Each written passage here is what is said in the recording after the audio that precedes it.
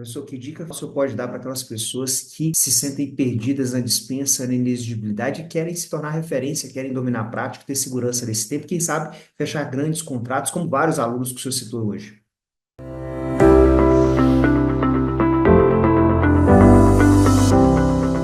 Olá, pessoal. Sou o professor Matheus Carvalho. Eu sou Wesley Costa e esse é o podcast Licitações na Prática, mais um quadro do projeto Especialista Referência, onde a gente busca sugar um pouquinho da experiência do professor Matheus Carvalho, trazendo prática para que você possa ter segurança e se tornar referência na nova lei de licitações. Professor, hoje a gente vai tratar de um tema super importante que é como utilizar as compras diretas para se tornar referência agora. Eu queria começar te perguntando quais mudanças que aconteceram com relação à dispensa e inexigibilidade com a nova lei de licitações, considerando aí que a gente já tem por volta de um ano de utilização só da nova lei.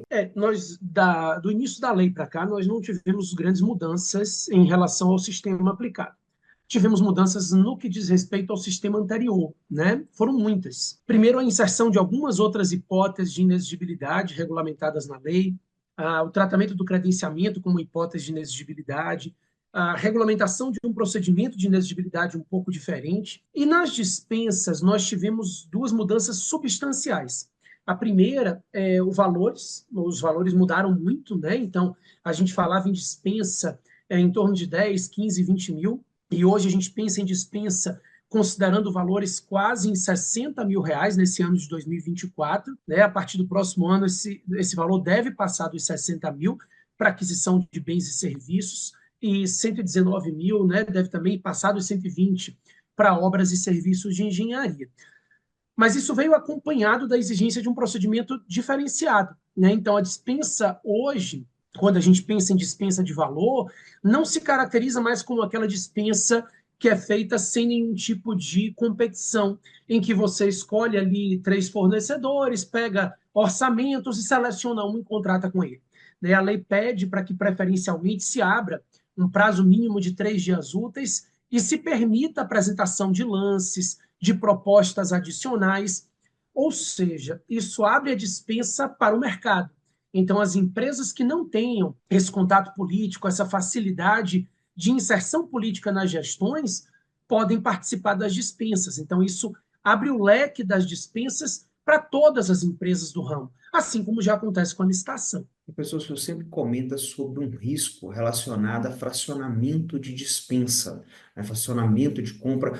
O que que é esse fracionamento e em que situações que isso mais ocorre hoje? O fracionamento da despesa, ele acontece todas as vezes que o sujeito paga de forma dividida, contrata de forma dividida aquilo que pode ser contratado de forma unida, né? Então, muitas vezes, e esse é o grande problema, isso é feito com o intuito de se fraudar o processo licitatório para realizar dispensa onde deveria haver licitação. Então, por exemplo, eu preciso comprar 100 mil reais de cadeira e, teoricamente, uma contratação de 100 mil reais deve ser licitada. Então, eu faço uma dispensa de 55 mil, por exemplo, e depois eu faço uma licitação de 45 mil. Isso frauda o processo licitatório. A lógica é que se a contratação daquele item, né, daquela natureza de objeto, se der dentro do exercício financeiro, eu preciso considerar o conjunto das compras para fins de limite de dispensa. E é isso que a gente vê acontecer, muitas vezes, não com o intuito de fraudar o processo licitatório, mas sim por falta de planejamento mesmo.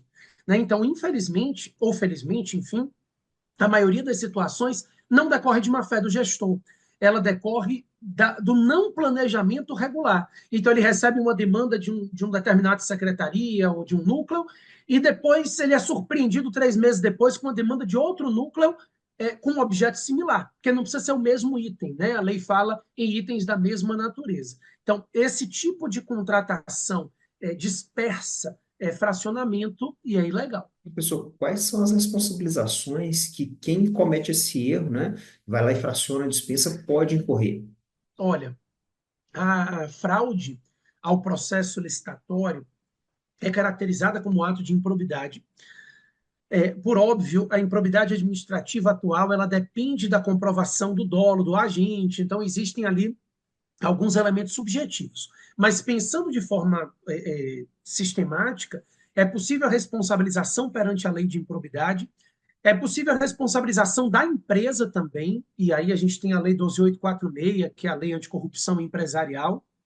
Além disso, esses órgãos se submetem aos controles do Tribunal de Contas e aos seus controles internos. Então, uma tomada de contas especial, muitas vezes isso é feito também com dinheiro federal, e aí a CGU atua na tomada de contas especial. Enfim, nós temos hoje um sistema de controle que se pauta em várias etapas de controle, e aí a primeira, a segunda e terceira linhas de defesa, né, como a lei fala, e em todas essas é possível a responsabilização do agente. Então, desde uma multa aplicada por um tribunal de contas, até uma propositura de uma ação de improbidade, até uma responsabilização perante o Ministério Público, enfim, é o CPF do sujeito, né, que está no risco aí. É um cenário muito grave, muito sério, muito. Tem que se dar muita atenção, né, professor? Agora, pensando nesse contexto de que esses agentes, esses profissionais que estão atuando dentro do ente público, eles podem ser responsabilizados por um erro nesse processo, e a gente tem hoje, dentro do especialista referência, alunos de várias áreas de atuação dentro dos entes públicos e fora dos entes públicos também. Mas falando para aqueles que estão dentro do ambiente público, a gente tem controladores, a gente tem procuradores, a gente tem agente de contratação, gestores. Quais são os papéis que correm mais risco de responsabilização? Quem tem que estar mais atento nisso e quem pode ficar mais tranquilo? Então, durante muito tempo, a gente viu uma responsabilização muito direcionada para o gestor público e para o pregoeiro. A nova lei de licitação traz um sistema de segregação de funções em que se divide as responsabilidades, se dividem as atribuições, né? Então é importante definir isso, mas também se dividem as responsabilidades. Então, o demandante é responsável por aquilo que ele está demandando. Ele deve elaborar estudos técnicos preliminares, ele deve justificar ali o documento de demanda dele, auxiliar na elaboração do plano de contratação. Enfim, se a falta desses itens for ensejadora desse tipo de fraude, desse tipo de irregularidade, melhor falando de irregularidade do que fraude, porque a fraude pressupõe a má-fé, mas se for ensejadora desse tipo de irregularidade, o responsável por cada uma dessas etapas acaba se responsabilizando também. O que está acontecendo hoje? A gente ainda está assistindo aos órgãos públicos, principalmente os municipais, começarem a estruturar sua organização administrativa. Então, hoje a gente tem uma organização administrativa que ainda não está 100% estruturada. E, por isso, ainda não se atribuíram as responsabilidades, as definições de atividades, e isso vai gerando uma insegurança jurídica para todos, né? Quando ninguém é responsável, todo mundo é responsável. E, no fim das contas, é possível que qualquer um que tenha seu nome ali dentro do processo licitatório veiculado seja chamado para uma eventual investigação.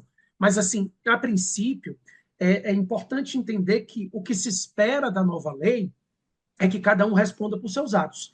Né? O gestor responde pelos atos de todos, porque, no fim das contas, é aquele cupim elegendo, né? Ele escolheu os que vão atuar e ele assina pela contratação, mas depois disso eu preciso checar quem foram os agentes dentro da cadeia de atividades responsáveis pelas irregularidades. Perfeito, professor.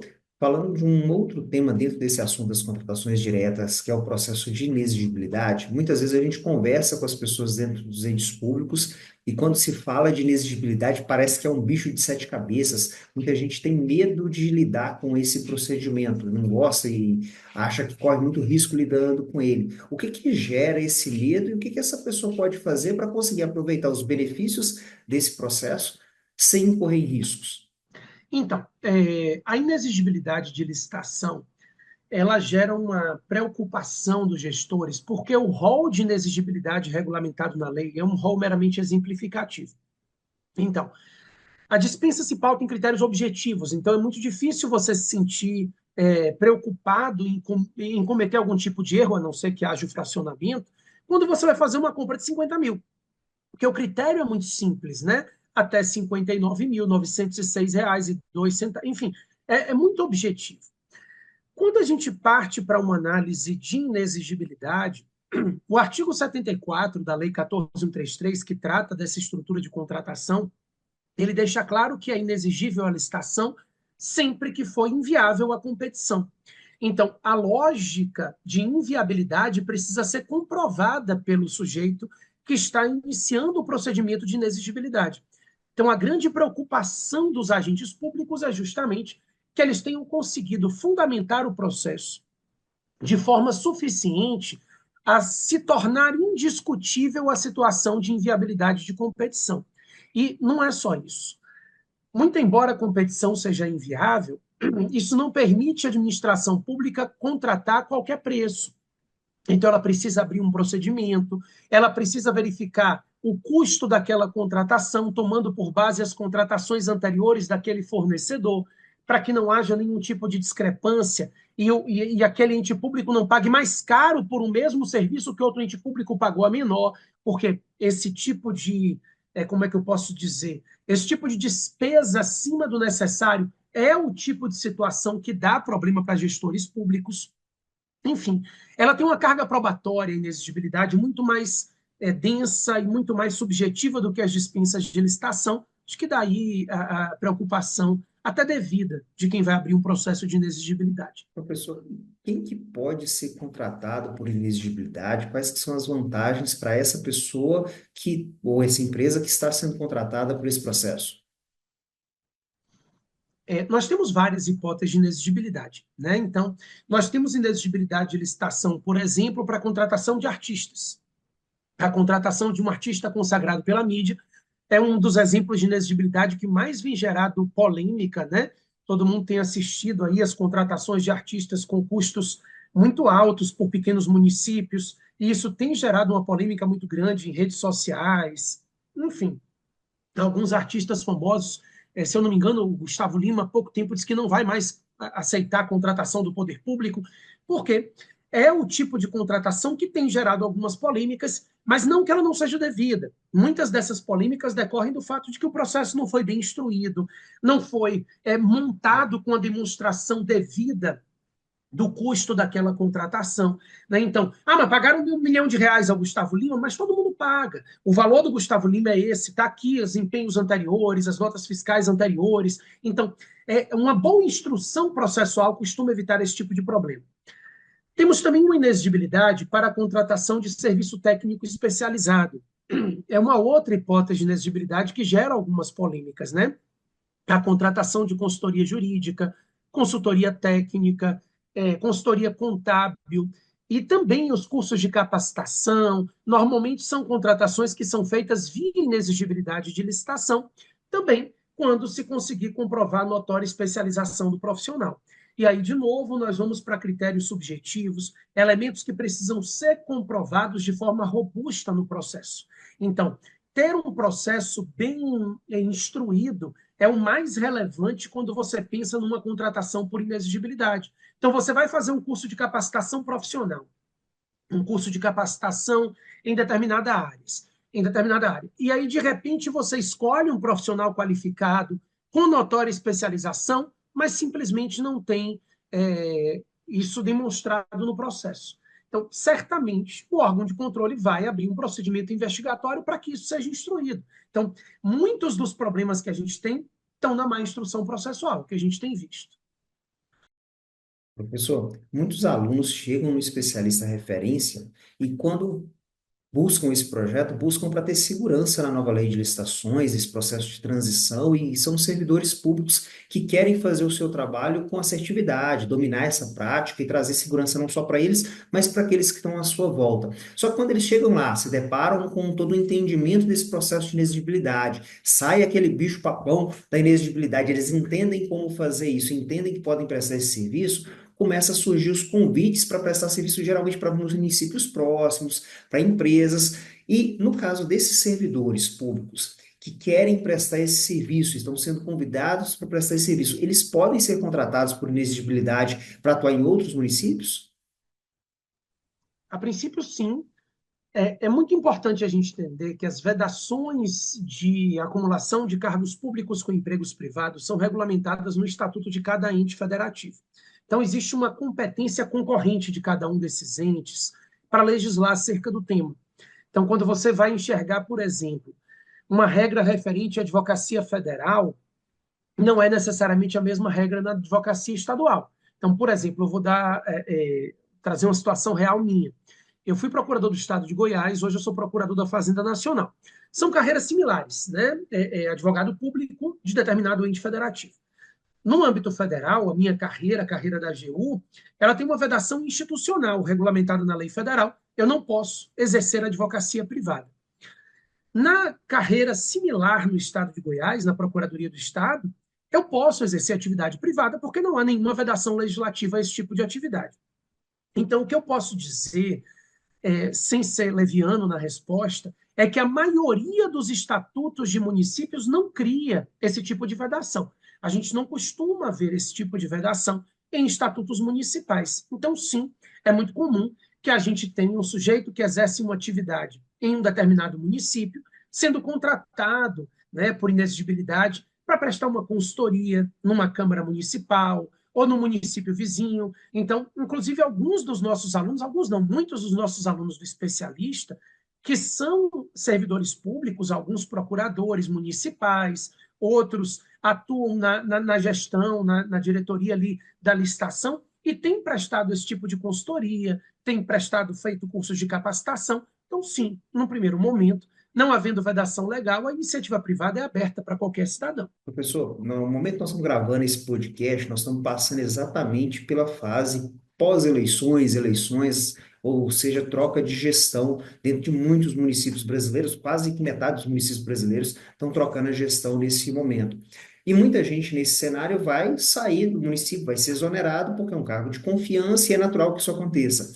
Essas pessoas que sabem que vão ser exoneradas agora no final do ano, né, ou que podem ser exonerados a qualquer momento, né? Esse advento das eleições gera um cenário mais atípico nesse momento, mas qualquer pessoa pode ser exonerada em qualquer momento. Para essas pessoas, né, que oportunidade elas podem aproveitar considerando esses conhecimentos de inexigibilidade, dispensa, como é que elas utilizam isso a favor delas para conseguir se recolocar no mercado? Na verdade, quem atua com gestão pública ou está no cargo porque foi aprovado mediante concurso, ou está no cargo mediante indicação política, ou está ali por absoluta competência e reconhecimento profissional. Então, você tem ali três opções, três possibilidades. Elas não são excludentes, tá? Então, você pode ingressar mediante concurso, ter um reconhecimento profissional muito grande. Você pode ter ingressado porque foi indicado por algum político e ter um reconhecimento profissional muito grande. Mas, a princípio, a única forma de você crescer cada vez mais dentro da gestão pública é a terceira opção, o reconhecimento profissional. Seja você servidor público concursado ou não, é o que pode fazer com que você galgue novos rumos. Então, dentro da própria gestão, assumindo cargos estratégicos, recebendo ali gratificações, assumindo papéis de responsabilidades, ou até mesmo, como a gente acabou de conversar, montando o seu próprio negócio e buscando prestar essa consultoria paralelamente à atividade pública. Então, o que a gente tem sugerido àqueles que estão atuando com licitação com segurança é que consigam fazer essas duas atividades em paralelo. Primeiro, mostrem a sua competência dentro da gestão pública, porque acreditem, você é exonerado de um cargo e logo depois você é procurado por alguém, porque as pessoas conhecem os competentes, conhecem aqueles que fazem a diferença na gestão do amigo ou do inimigo político. Né? Então, nossa, fulano de tal foi a pessoa que implantou lá, é a pessoa que tem gerado retorno positivo para aquela gestão, é quem segura a onda, quem carrega o piano, como a gente fala. Então, esse tipo de reconhecimento é um reconhecimento que te mantém no mercado sempre, sempre cotado por aqueles que estão dentro da gestão pública. E, além disso, além de ser interessante e importante se buscar esse reconhecimento profissional dentro da gestão, também, paralelamente, buscar essa atividade e oferecer os serviços a outras gestões é um caminho que tem gerado muitos frutos e muito positivos. Pensando no contexto das empresas licitantes, quais as vantagens e desvantagens elas têm ao ser contratadas, seja por dispensa ou por inexigibilidade? Na verdade, a inexigibilidade é vantajosa para as empresas pelo fato de que não se entra numa discussão de debate de preços, né?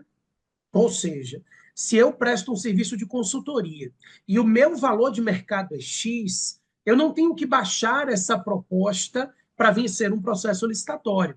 Eu vou oferecer o valor de mercado X, que é o meu valor, e eu vou mostrar que eu tenho uma especialização notória e que eu mereço aquele valor a ser estruturado.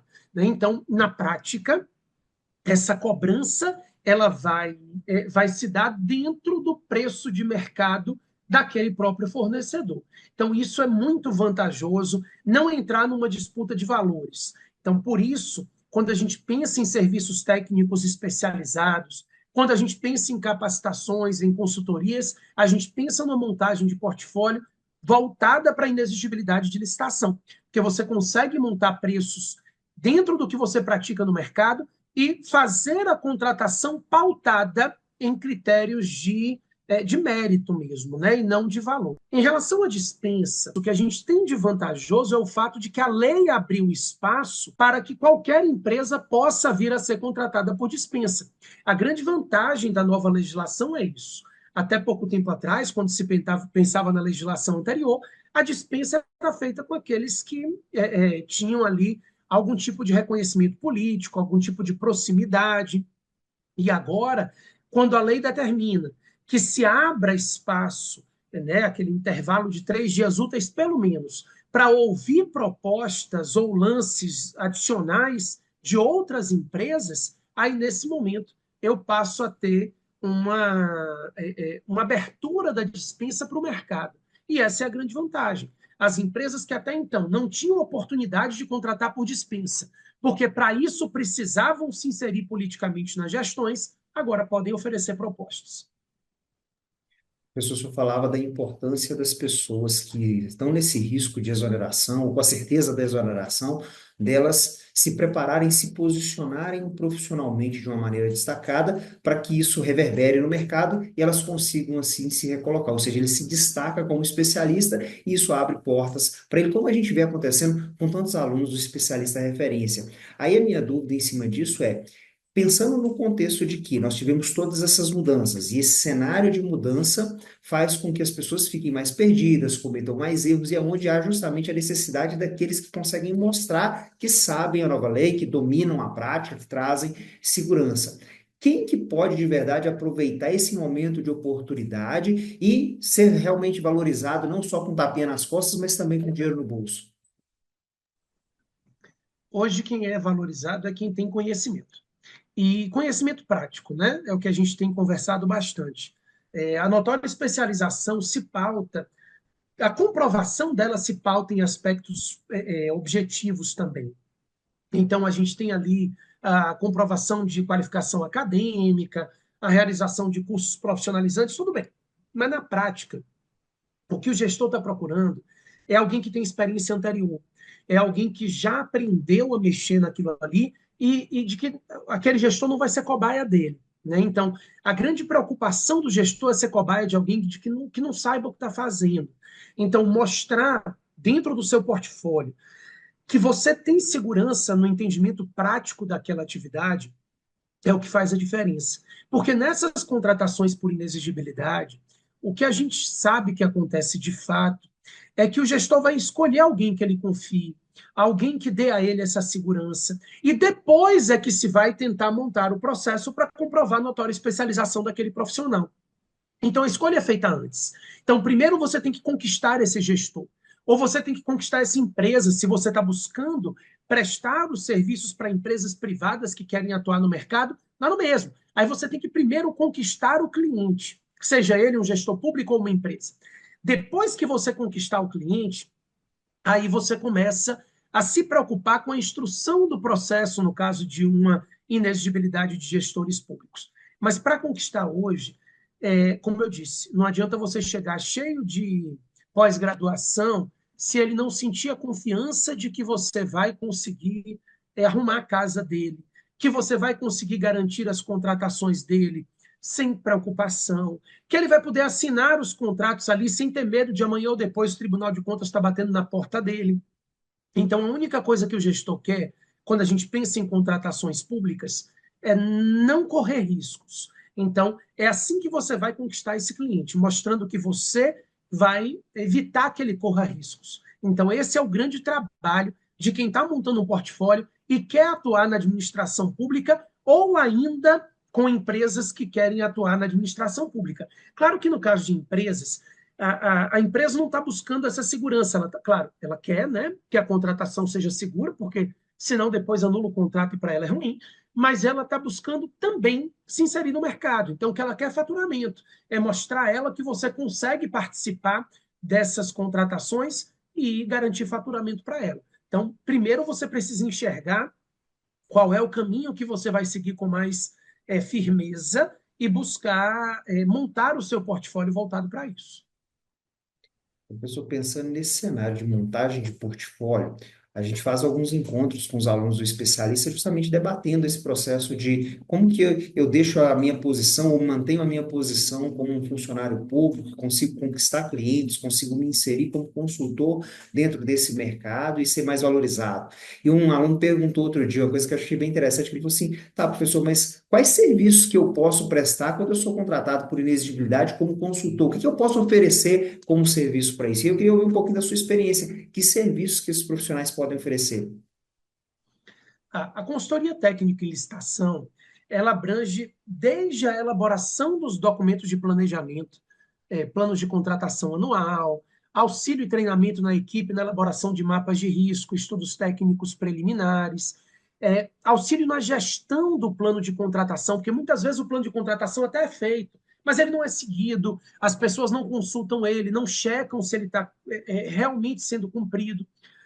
Gestão contratual, a consultoria técnica e licitação, embora a gente fale em licitação, na verdade, ela abrange também a gestão de contratos. Hoje, algumas das preocupações dos agentes públicos são pedidos de repactuação, de reequilíbrio, que não são devidos, não são corretos, e que podem gerar um pagamento a maior da administração pública, e sempre que isso acontece, gera problemas. Então, a gestão abrange não só os processos licitatórios de dispensa e de inexigibilidade, mas a própria gestão contratual e as etapas de planejamento. Então, na verdade, a nova lei traz uma complexidade muito maior nos processos de compra do que a lei anterior trazia. Então, quando a gente pensava na legislação anterior, a gente não conseguia enxergar os processos de compra de forma tão, como é que eu posso dizer, tão rica em detalhes e em burocracias como a gente enxerga hoje. Não há um processo de compra regular sem que tenha havido um planejamento devido, sem que tenha havido um regular análise daquele tipo de contratação. Então, a consultoria técnica normalmente funciona dando segurança em relação a esse processo. Professor, e para dar essa consultoria técnica, o senhor fala sempre do contexto jurídico, né? E aí as pessoas sempre têm a dúvida: eu preciso ser advogado, eu preciso ter feito direito, ter só o bacharelado em direito é suficiente, eu preciso ter passado na prova da OAB e ter pegado minha carteirinha? O que que é necessário para eu conseguir prestar esse serviço?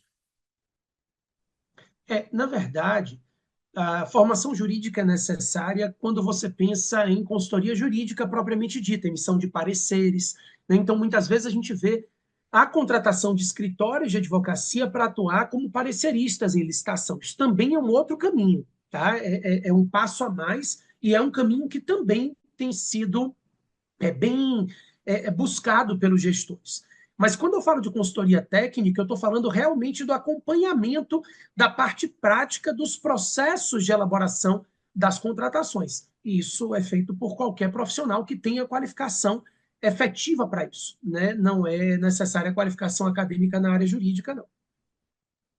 Professor, o senhor consegue citar, eu sei que são vários, mas o senhor consegue citar alguns exemplos de pessoas que conseguiram pegar essa oportunidade e que resultados elas tiveram na prática?